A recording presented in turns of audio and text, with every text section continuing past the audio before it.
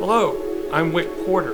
Welcome to WritersRain, the magazine show that highlights current projects of the creatives you want to know about. Today we're here with artist Craig Skibs Barker.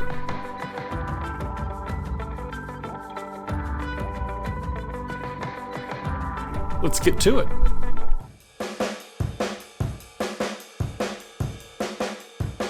My name is Craig. I go by Skibs Barker. I grew up in Huntington Beach where surfing and punk rock were really, it was the early 80s, and punk and surfing cultures were really exploding with magazines and flyers and surfing and all of that stuff. And I love going to punk shows, and I've played in punk bands since I was really young. And that's always informed what I've done and who I am. When I was really young, I would make my own t-shirts and, make stencils and spray paint shirts and spray paint walls and make flyers for my friend's band and my own bands. But it was kind of rudimentary, DIY. I have a bachelor's degree in painting and drawing from Cal State Fullerton. Started just leaning towards the graphic design because I got tired of painting the figure after so many years in school. And then I started trying to figure out a way that I could blend the two, merge the two of graphic design with oil painting. So I kind of start a painting as a abstract painting, like an completely abstract background. And then I start building on that with stencils and silk screens and all kinds of graphic kind of imagery. And then I paint on top of that. And then I'll add a figure, oil painted figure in there. It started out being lots of other things, but then eventually ended up being my girlfriend at the time, which is now my wife. I would shoot pictures of her and paint her as an oil painted figure on top of these really graphic backgrounds. Create this push and pull and a lot of play with the figurative oil painting, classical trained style painting mixed with this graphic design, abstract expressionist kind of background feel, and try to marry the two.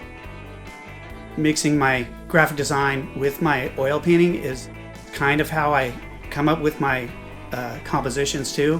Totally abstract background painting with different design elements and different layers. And then I'll take a photograph of that and I'll have pictures of my wife or other females or males too, sometimes on occasion.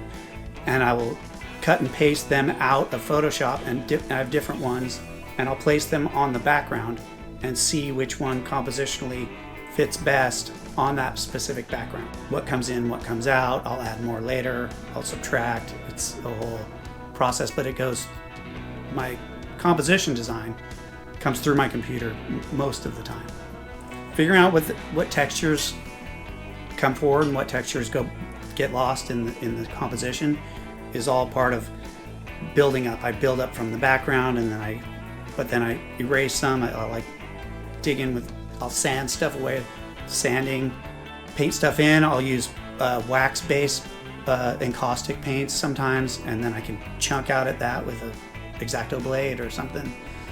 I have all kinds of ways of bringing stuff forward and pulling stuff back. The layering that's the fun part. Start painting backgrounds and do this abstract thing. And then when I start painting the figure, it starts getting a little more tricky, but I love painting the figure and I know how to do it. But there's a point when you're painting a figure that you're like, oh man, this is awful. I've ruined this painting. I'm fucked.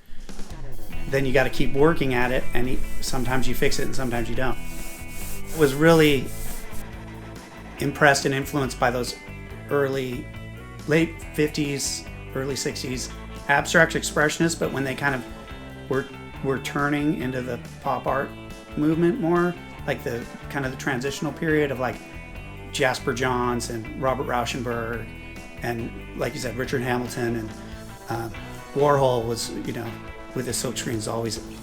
Rosenquist, he did huge. He started out painting when they did hand painted billboards in New York.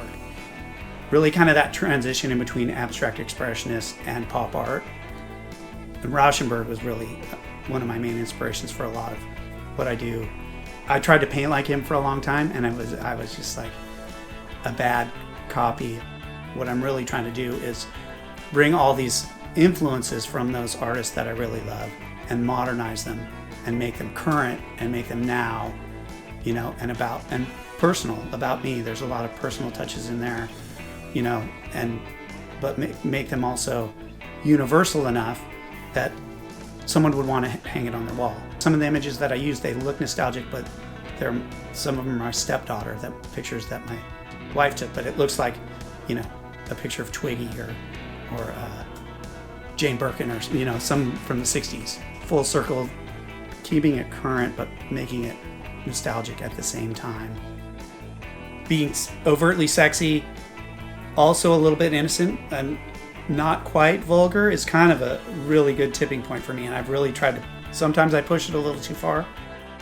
My latest project I have coming up is at a gallery called ThinkSpace Gallery. It's in August. ThinkSpace Gallery was very gracious with me. They give me a wall, and I'd paint or do whatever I want, and whatever I could come up with as an installation. So not just hanging paintings on the wall, but taking a wall area of their gallery and painting on it, building it up, kind of like you see here, except make it more focused on my paintings and a wall of my paintings mixed in with assemblage pieces.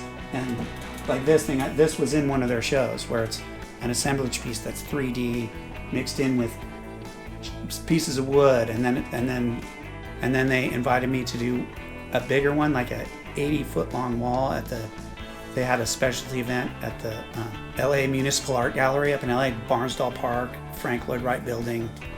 And I brought TVs, and I brought old pieces of furniture that I painted on and done stuff, and old mannequins, and built this whole sensory wall that was mixed in with paintings. When I start out on those bigger installations like that, I kind of shoot from the hip, but I have to have a plan. 2 days, or you have a day, or you have whatever, a week to set this thing up. So you have to go in with a specific plan, or maybe a general plan is better. I'd have to really kind of do a mock setup, and then once I get into the space, then it's really fine tuning.